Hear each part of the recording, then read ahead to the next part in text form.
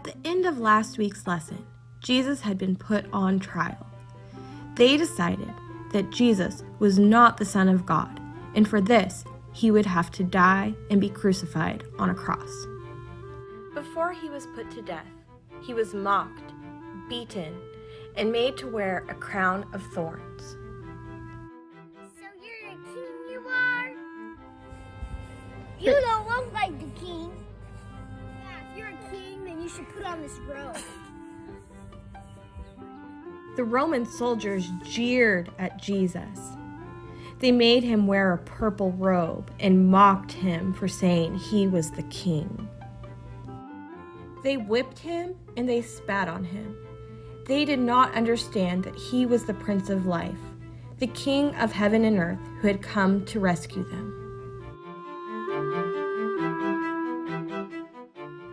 Jesus was made to walk up a hill outside the city. Jesus carried the cross on his back.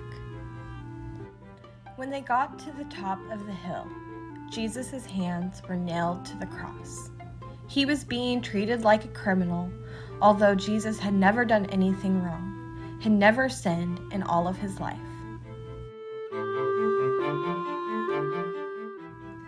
As Jesus was dying on the cross, he called out to the Lord. He said, "Father, forgive them. They don't understand what they're doing." As Jesus was dying, people shouted, "You say you've come to rescue us, but you can't even rescue yourself." But they were wrong.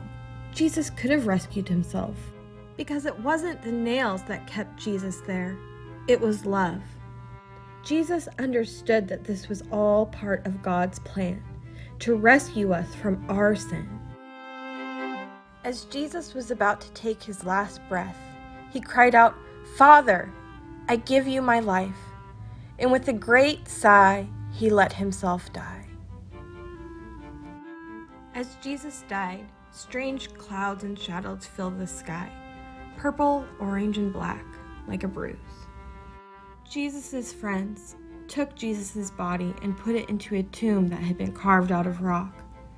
How could Jesus die? What had gone wrong? What did it mean? They didn't know anything anymore, except they did know their hearts were breaking. The leaders and the very important people thought that this would be the end of Jesus.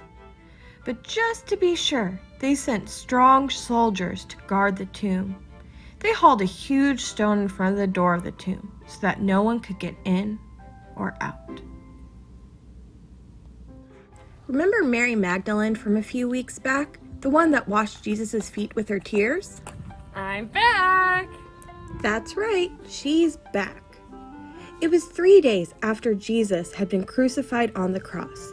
At the first glimmer of dawn, Mary Magdalene and others headed to the tomb to wash Jesus' body. However, when they got to the tomb, they noticed something odd. It was wide open. The stone had been moved, and Jesus' body was gone. What? Where's Jesus? It was then that they noticed the angel sitting in the corner of the tomb. They were immediately frightened. Looking for someone here?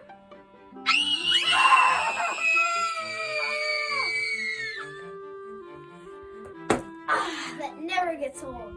Don't be afraid. What are you even doing here? We came to wash Jesus' body. Where is he? Jesus! He left hours ago. What? How? Did the Romans take his body? Nope. He got out and left on his own 2 feet.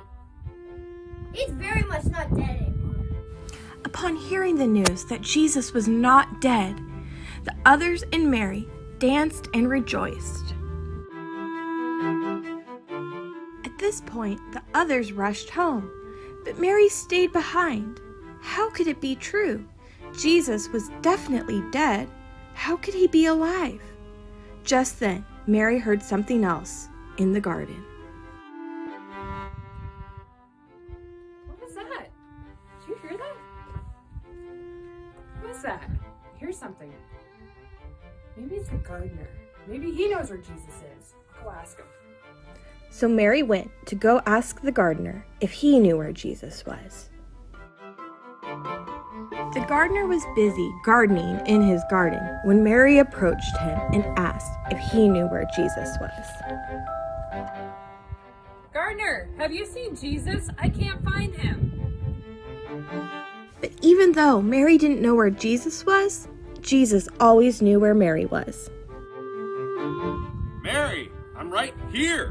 When Mary turned around and saw Jesus, she fell to her knees and she clung to him like she would never let him go. Mary, you will be with me soon enough, forever. But I must go tell the others that I'm alive.